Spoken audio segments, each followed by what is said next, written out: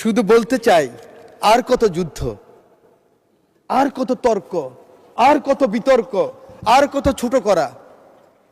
এই সংসদটাকে আসুন না সকলে মিলে, সকলের সংসদ, আকাঙ্ক্ষার সংসদ, বাংলাদেশের 16 কোটি 17 কোটি মানুষ যে সংসদ চায়। আমি এখানে যত কথাই বলি, আমি মনে করি আপনাকে ঘায়েল করেছি, আপনি মনে করেন আমাকে ঘায়েল করেছেন, কিন্তু বাংলার কৃষক, বাংলার শ্রমিক, বাংলার জেলে সে কিন্তু বোঝে আমার কথা সঠিক না আপনার কথা সঠিক। আমরা কে কত বড় হব, কোথায় যাব, কি নিব, কি হব, সেটা বড় কথা নয়। চিন্তা করেন তো, কথার সাথে বলতো জামাত শিবির, কথার সাথে বলতো জামাত বিএনপি, একসাথেই তো আমরা। আমার হাতে তো এখনো রক্তের দাগ নিয়ে লেগে আছে। এই মতিঝিলে 19 দিন ছিলাম রিমান্ডের মধ্যে। কেন আমরা ছোট করার চেষ্টা করতেছি? বাংলাদেশের মানুষের আকাঙ্ক্ষা এই রাজনীতি। মানুষ আর এই হিংসা প্রতিহিংসা আর দেখতে চায় না। পরের জন্য যুদ্ধ করেছি অনেক, পরের জন্য যুদ্ধ করেছি অনেক, এবার তোমার আর আমার যুদ্ধ।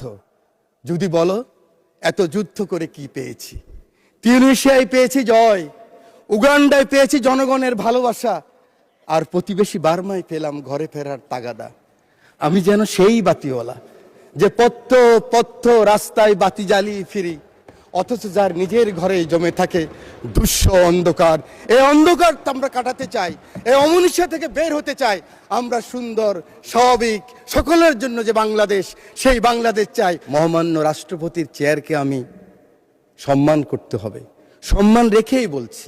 ওই চেয়ারকে ধন্যবাদ দিচ্ছি, ও প্রতিষ্ঠানকে, কিন্তু মহামান্য রাষ্ট্রপতিকে, ব্যক্তি শাহাবুদ্দিন সুপ্পু সাহেবকে আমি কিন্তু ধন্যবাদ জানাতে পারলাম না বলে আমি দুঃখিত।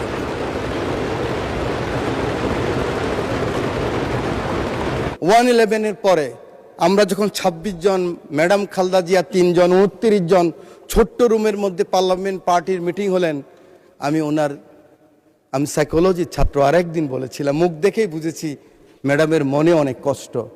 71, 90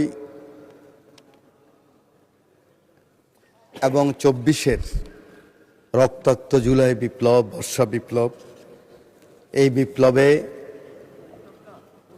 যারা শহীদ হয়েছেন, বিশেষ করে এই জুলাই বিপ্লবে যাদের রক্তের বিনিময়ে, আকাঙ্ক্ষার বিনিময়ে আজকে মহান সংসদে আমরা যারা সবাই এই বিপ্লবে অংশগ্রহণ করার সুযোগ হয়েছিল, আমাদের পরবর্তী 100 বছরের প্রজন্ম জানবে যে আমার পিতা, আমার দাদু এই সংসদে আবার কখন ঢুকতে পারবে চিন্তাই করেনি যারা। 2014 সালের 5ই জানুয়ারি হঠাৎ করে এখান থেকে বেরিয়ে গেলাম। আমার পাশে আমার অনেক বন্ধু সেদিন এই সংসদে ছিল।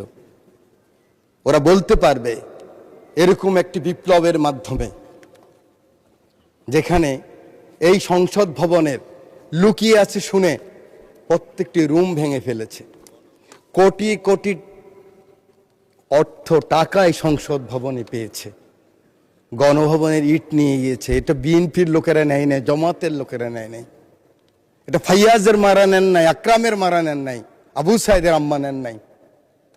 এটা বাংলাদেশের রিক্সাওয়ালা, শ্রমিক, জনতা সকলে ক্ষোভের বহিঃপ্রকাশ ছিল সেদিনকার সেই সমাপনী আন্দোলন। সেই সমস্ত শহীদদের আত্মার মাগফিরাত কামনা করছি, আল্লাহ যেন তাদেরকে বেহেশতের সর্বোচ্চ মাকাম দান করেন। মাননীয় স্পিকার, শহীদ মোহাম্মদ শামীম, শহীদ মোহাম্মদ সবুজ, শহীদ মোহাম্মদ হাসান, শহীদ মোহাম্মদ মাজারুল ইসলাম, মোহাম্মদ ফেরদাউস শহীদ যুবদল নেতা, আরিফ ছাত্রদল নেতা, আপনারা হঠাৎ করে মনে করছেন এই নামগুলি কোত্থেকে আসলো? অজপাড় গাঁয়ের, মেঘনা পাড়ের। আমার পাশে বসা আছে আমার মাননীয় সংসদ সদস্য, আজকের পানি সম্পদ মন্ত্রী আবুল খায়ের ভূঁইয়া সাহেব, আমাদের অঞ্চলের। এরা শহীদ হয়েছে জুলাই বিপ্লবে। ওদের মাকে আমি কথা দিয়েছি, আমি জানি এর রুলস অফ প্রসিডিউর অনুযায়ী মহামান্য রাষ্ট্রপতির চেয়ারকে আমি সম্মান করতে হবে, সম্মান রেখেই বলছি। ওই চেয়ারকে ধন্যবাদ দিচ্ছি, ও প্রতিষ্ঠানকে, কিন্তু মহামান্য রাষ্ট্রপতিকে, ব্যক্তি শাহাবুদ্দিন সুপ্পু সাহেবকে আমি কিন্তু ধন্যবাদ জানাতে পারলাম না বলে আমি দুঃখিত।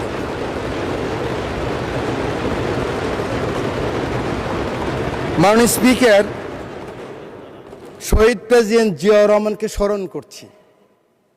আমার প্রিয় নেত্রী, আমার মা বেগম খালেদা জিয়া জীবনের শেষ পর্যায়ে এই চেয়ারে বসা ছিলেন 9th পার্লামেন্টে।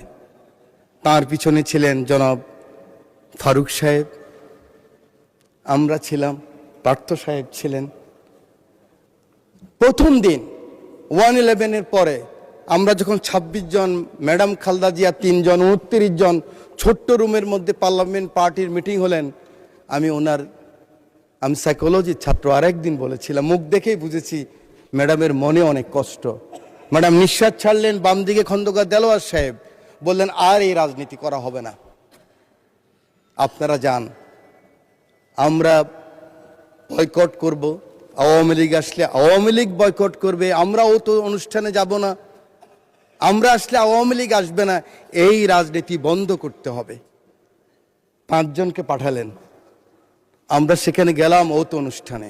সংসদ শুরু হলো, 1.5 মাসের মাথায় বিশ্বাস করেন আমার মা সংসদে বসার মতো ভাষা এই পার্লামেন্টে ব্যবহৃত হয় নাই।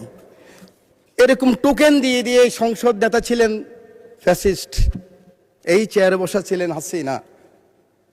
উনি টোকেন দিতেন যুব মহিলা লীগের নেত্রীদেরকে, কিভাবে মন্দ বলা যায়, কিভাবে তারেক রহমান সম্বন্ধে মন্দ বলা যায়, কিভাবে খালেদা জিয়া সম্বন্ধে মন্দ বলা যায়। তারপরে সেই সংসদে আমরা ছিলাম। আজকে আমার নেতা শহীদ প্রেসিডেন্ট জিয়াউর রহমান রাজনীতিটা শুরু করলেন কিভাবে, গ্রোম করলেন কিভাবে। আমি তখন স্কুল থেকে কলেজে এসেছি।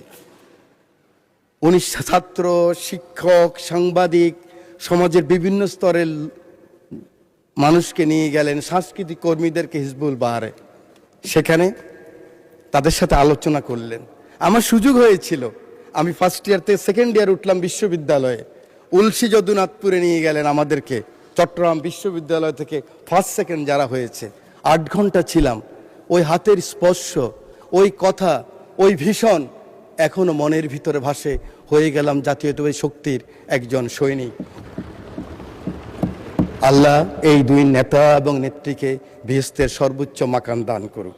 সময় নেই, বলতে পারবো না, শুধু বলতে চাই, আর কত যুদ্ধ, আর কত তর্ক, আর কত বিতর্ক, আর কত ছোট করা। এই সংসদটাকে আসুন না সকলে মিলে, সকলের সংসদ, আকাঙ্ক্ষার সংসদ, বাংলাদেশের 16 কোটি 17 কোটি মানুষ যে সংসদ চায়। আমি এখানে যত কথাই বলি, আমি মনে করি আপনাকে ঘায়েল করেছি, আপনি মনে করেন আমাকে ঘায়েল করেছেন, কিন্তু বাংলার কৃষক, বাংলার শ্রমিক, বাংলার জেলে, সে কিন্তু বোঝে আমার কথা সঠিক না আপনার কথা সঠিক। আমার মহাসচিব মহোদয় এখানে বসা আছেন, আমার মহাসচিব মহোদয়কে হেলমেট পরাই নিয়ে গেছি, নাম বলতে পারলাম না, একজন সেনাবাহিনীর প্রধানের সাথে মিটিং করার জন্য আজকের কৃষিমন্ত্রীর বাসায়। কারণ ওটা বেশি দিন নয়, 23 সালের কথা বলছি।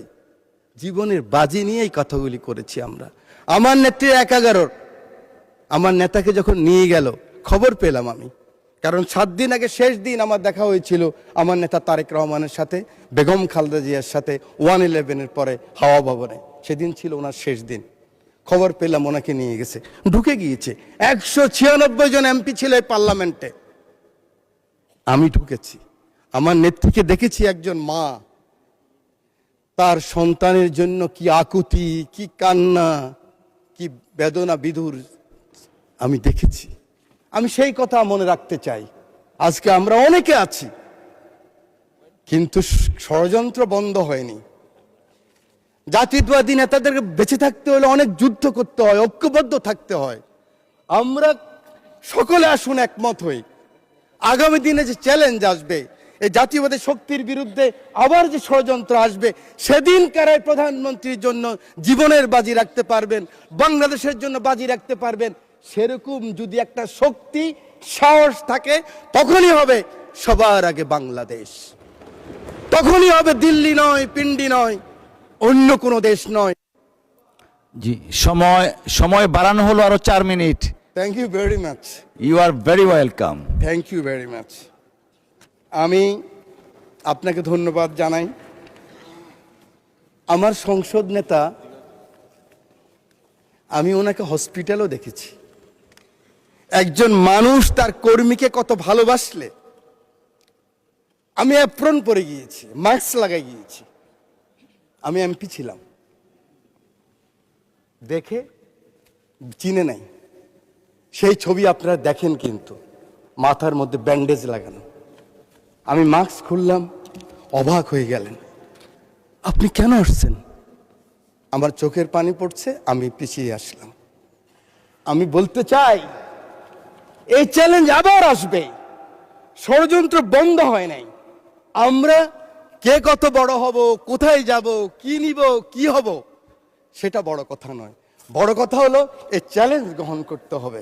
মাননীয় স্পিকার, আপনার মাধ্যমে পুরো হাউসকে জানাতে চাই, চিন্তা করেন তো, কথার সাথে বলতো জামাত শিবির, কথার সাথে বলতো জামাত বিএনপি, একসাথেই তো আমরা।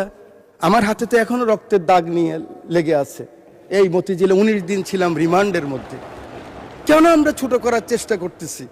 আমি বিশ্বাস করি আমার নেতা ছুটে গেলেন একটু আগে, আমার সেই ভাই এখন আছেন, আমার নেতা তারেক রহমান ছুটে গেলেন, ওখানে গেলেন, দেখলেন। সাথে সাথে আমি মনে করি আগামী দিনের রাজনীতির জন্য সংসদের বিরোধী দলের নেতা আপনিও ছুটে যাওয়া উচিত ছিল। আমি জানি না আমার কথা কিভাবে নেবেন, যে মাননীয় সংসদ নেতা, আমি শুনেছি, আমি উপস্থিত ছিলাম, কারণ ওনার পিছনে আমি ছিলাম। আপনি গিয়েছেন, উনি বলেছেন আপনার কিছু প্রয়োজন লাগলেও আমাকে বলবেন। এভাবেই রাজনীতিটাকে আমরা এগিয়ে নিতে হবে। বাংলাদেশের মানুষের আকাঙ্ক্ষা এই রাজনীতি। মানুষ আর এই হিংসা প্রতিহিংসা আর দেখতে চায় না। বক্তব্য আমি শেষ করছি। যাওয়ার আগে দ্বিতীয় বিশ্বযুদ্ধের একজন সৈনিক, আমরা জানেন, আমরা কিন্তু উইলস্টন যে চার্চিলের পক্ষে, মিত্রশক্তির পক্ষে যুদ্ধ করেছিলাম। এবং আমরা কিন্তু বাঙালিরা সবসময় এরকম ছিলাম। আমরা মুঘলের বিরুদ্ধে ইসাখা যুদ্ধ করেছে, ফরাজি আন্দোলন, ফকিরি আন্দোলন, এগুলি তো আমরাই করেছি। ইলা মিত্রের আন্দোলন আমরাই করেছি, তিতুমিরের বাঁশের কিল্লা আমরাই করেছি। এই সৈন্য গিয়েছিল, যুদ্ধ করেছে বিভিন্ন জায়গায়। মাননীয় স্পিকার, পরে আসছে বার্মায়। বার্মায় আসার পরে নিজের দেশের কথা মনে পড়েছে।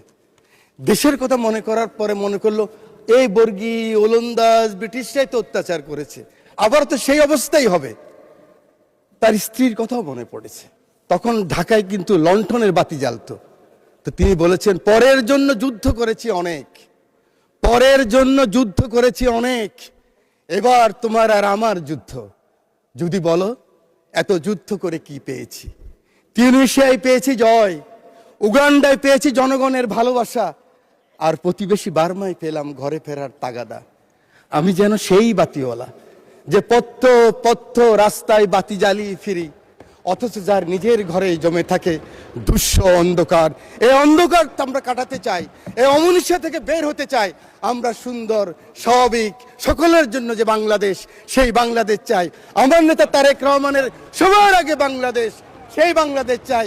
আমার রামগতির দায়িত্ব নেতাকে দিলাম, আমার এমপি, আমার নদী ভাঙা মানুষ শহীদুদ্দিন চৌধুরীকে দিয়ে সময় নাই, সেই কারণে সকলের ভালোবাসা চেয়ে, আদর চেয়ে বক্তব্য শেষ করছি। আল্লাহ হাফেজ, বাংলাদেশ জিন্দাবাদ।